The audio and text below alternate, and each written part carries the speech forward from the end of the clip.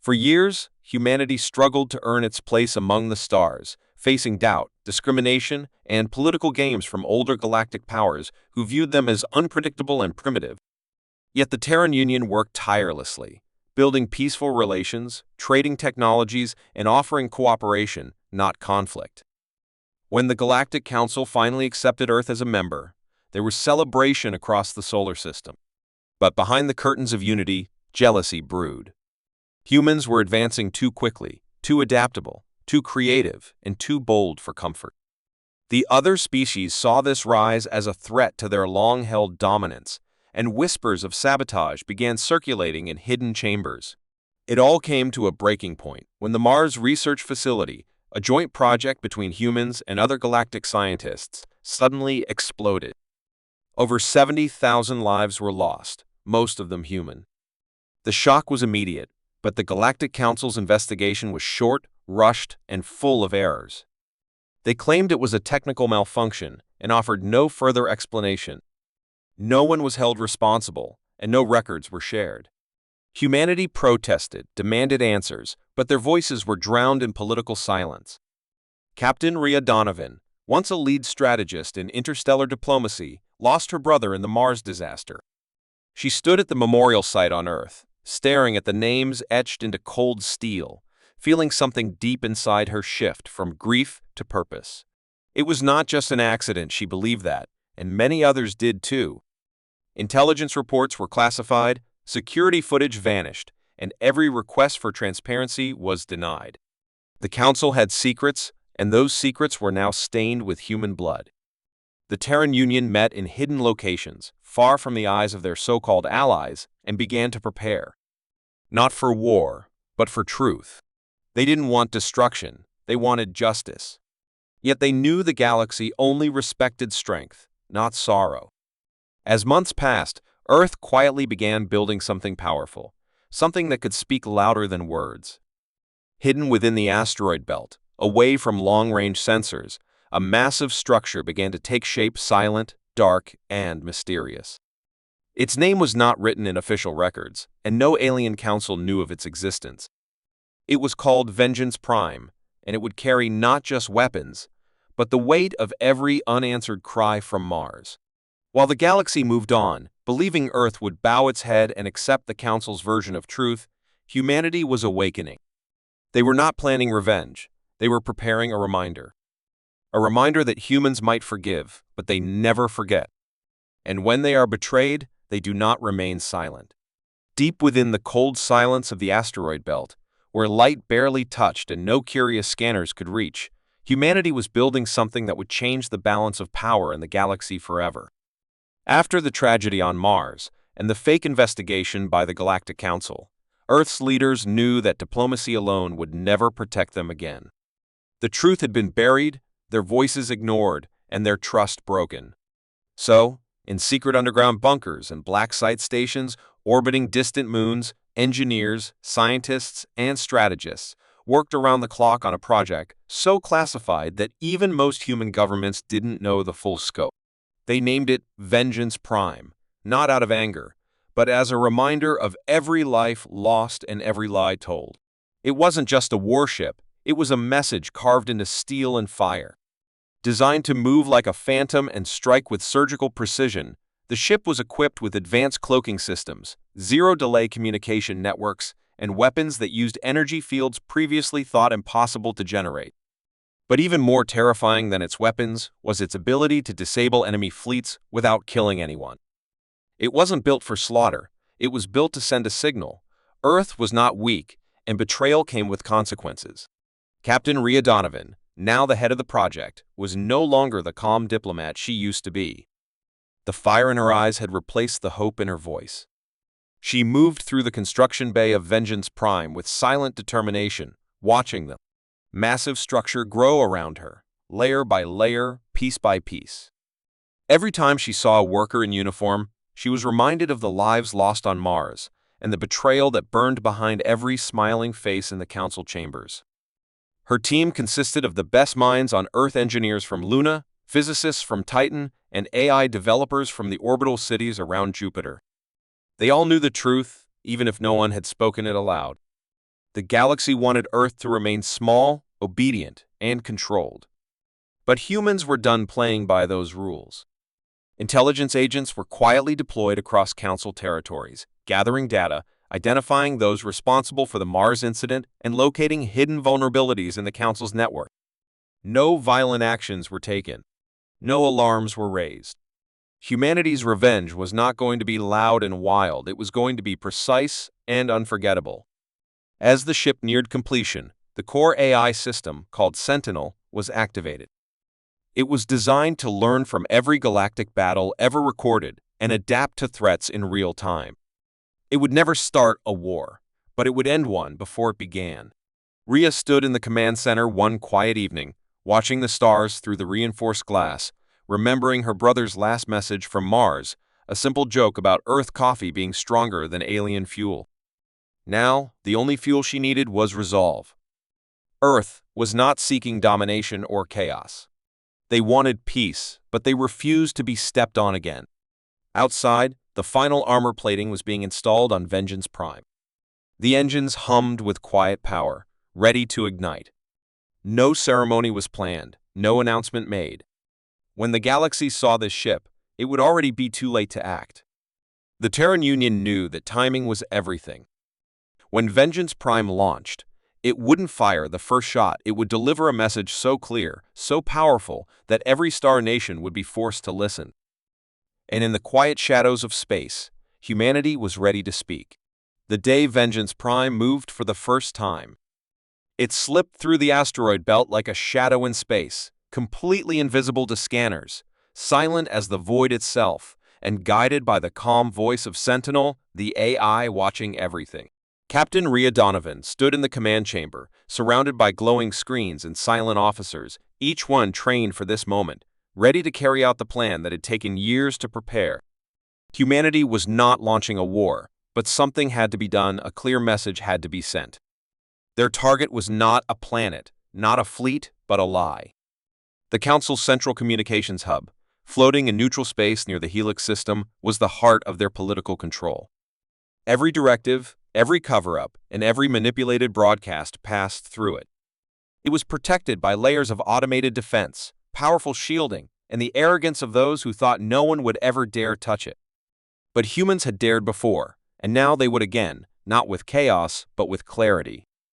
As Vengeance Prime approached, the crew held their breath, knowing the entire operation had to be done in under 7 minutes, enough time to strike and vanish before reinforcements could react. The weapons stayed cold. Instead, a pulse weapon, developed in secret Earth labs, was fired directly at the communication core, shutting down all signals without harming anyone. Lights flickered across the hub as it fell into sudden silence, alarms flashing in confusion while systems tried to reboot. Within seconds, the holographic screens across the galaxy, including the Council Hall itself, flickered, then went black, and then a face appeared. Captain Rhea Donovan stood in full Terran uniform, her voice calm, her eyes steady. "This is not a declaration of war," she said. "This is the truth you tried to bury."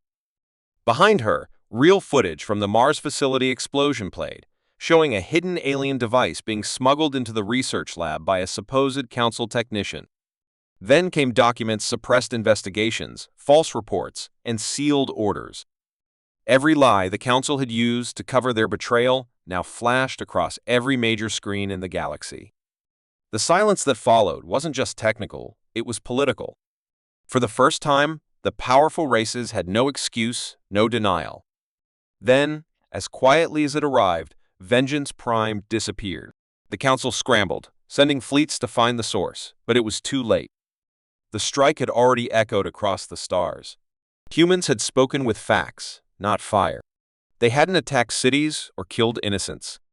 They had cut through the web of lies with one clean strike, and it had done more damage than any weapon ever could. Across countless worlds, people began to ask questions if humans were right. What else had the Council hidden?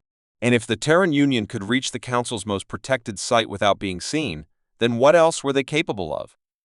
In underground war rooms and shadowy chambers, the old powers began to panic, unsure of what would come next. But on Earth, there was no celebration. Rhea didn't smile. She only stared at the screen, watching the waves of reactions unfold across different planets, knowing this was only the beginning. Humanity had just taken the first step into a much darker game. They had struck once, not with hate, but with truth. But the galaxy was not known for forgiveness, and even silence had a cost. What came next would test the courage of every human, for now the stars were watching, and not all of them would stay still. As the transmission from Vengeance Prime continued to echo across the galaxy, it triggered a storm far greater than the Terran Union had expected. In worlds where the Council's word was law, whispers of doubt turned into open rebellion. People who had trusted the Council for centuries began to question everything they had been told. But while the public was waking up, far from their view, deep within the secret vaults of forgotten Council archives, a quiet war had begun, a war for the truth. Human intelligence teams had planted hidden backdoors into the Council's information network years ago, waiting for the right moment to strike, and now, with the momentum of the first strike behind them, they activated them all at once. Data flowed like a river of secrets, classified operations, unauthorized experiments, records of species erased from history, and worst of all, direct evidence that the destruction on Mars had been approved by a secret faction within the Council itself. These elites believed humanity was growing too fast, becoming too unpredictable, and needed to be stopped before they disrupted the balance of power. But their mistake was underestimating the human ability to adapt, to learn, and to resist. Every document uncovered painted a picture more terrifying than the last, not just about Earth, but about dozens of other species quietly removed from records, their planets lost to natural disasters that had been engineered. Captain Rhea Donovan read these files in silence, her hands clenched, her jaw tight. The betrayal wasn't just against humans, it was against the very idea of free civilization.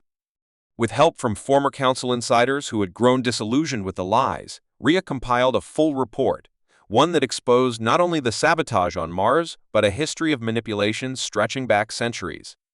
She didn't send this to the Council. She sent it to the people through private channels, open broadcasts, and encrypted forums. The reaction was explosive. Riots broke out on Council homeworlds. Allies turned against each other. Council members vanished or were arrested by their own guards. The balance of power that had held the galaxy together for so long was cracking, and through those cracks, the truth spread like fire. Some tried to dismiss the evidence, calling it human propaganda, but it was too late. Independent experts, neutral worlds, and even ancient historians confirmed the records were real. For the first time, humanity was not alone, not just in space, but in its anger, in its grief, and in its demand for justice. Other races that had once looked down on humans now looked to them, not as invaders, but as the only ones brave enough to do what no one else had dared. But with truth came danger. The surviving members of the hidden faction began to regroup in secret, determined to crush this new resistance before it grew stronger. They called themselves the Order of Silence, and they had ships, spies, and no intention of surrendering their control. Earth's leadership knew that what came next wouldn't be about messages or transmissions. It would be war, not for territory, but for control of the truth. Rhea stood in the war room of Vengeance Prime, staring at the map of known enemy strongholds. Her voice was calm, but the fire in her words lit the hearts of everyone around her. We uncovered their lies. Now we end their rule. Outside the massive windows, the stars waited in silence, but not for long. Humanity had peeled back the curtain and revealed what others feared to face, and now the time had come to defend what they had uncovered. The truth was no longer a secret, it was a weapon, and it had just been drawn. The final blow to the Council Shadow Empire came not from a battle in space, but from the united voices of hundreds of worlds that had finally awakened to the truth. After the files released by Captain Rhea Donovan spread across the galaxy, more and more planets broke their silence, revealing stories of betrayal, lost histories, and secret control that had stretched for generations. The Council, now fractured and leaderless, tried to hold its shape through fear, but it had lost the only power that truly mattered: trust. In hidden chambers and neutral zones, former allies of the Council now met with Terran diplomats, not as conquerors, but as equals. Humanity, once dismissed as reckless and primitive, had risen with precision, courage, and a plan that no one had seen coming. They had not burned worlds or demanded submission. They had exposed the rot at the center of the galactic order and replaced fear with clarity. Still, there was danger. The Order of Silence, the last remnants of the old power, had fled into deep space, using stolen fleets and hidden fortresses to strike at communication lines and supply routes, hoping to bring chaos back and force the galaxy into confusion again. But the galaxy had changed. New alliances formed quickly. Species who had never spoken before now stood together, sharing technology, strategy, and hope.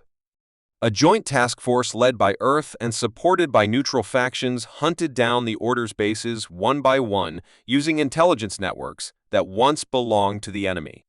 Each operation brought more survivors to the cause: refugees, defectors, and once loyal soldiers who now understood the truth. The final fortress of the Order was destroyed in a silent raid, where not a single human fired a weapon. Instead, their enemies surrendered, overwhelmed by the unstoppable unity growing in every corner of known space. On the surface of Earth, under a bright sky free from warships, representatives from dozens of species gathered for the first time in history, not as rulers or rivals, but as equals seeking something better. The Galactic Concord was born that day, a new council with shared power, open records, and no supreme authority, built to ensure that no single race could ever again hide the truth or control the rest. And at the center of it all stood Captain Rhea Donovan, not asking for praise, but reminding everyone what started it all. "This was never about war," she said to the assembly. "This was about choice. We chose to fight for the truth. Now we must choose how to protect it." Across the stars, monuments were built not to battles, but to moments of courage, to voices that spoke when silence was easier. Humans did not rule the galaxy, nor did they wish to. But they had earned something far more powerful: respect, not through strength alone, but through purpose. The old balance of power had been broken, and in its place, something new had begun. A fragile peace held, not because of fear, but because now the stars had new guardians, races who knew what it meant to lose freedom and who had learned from those who had dared to take the first strike. The galaxy would never be the same again, and that was exactly what it needed.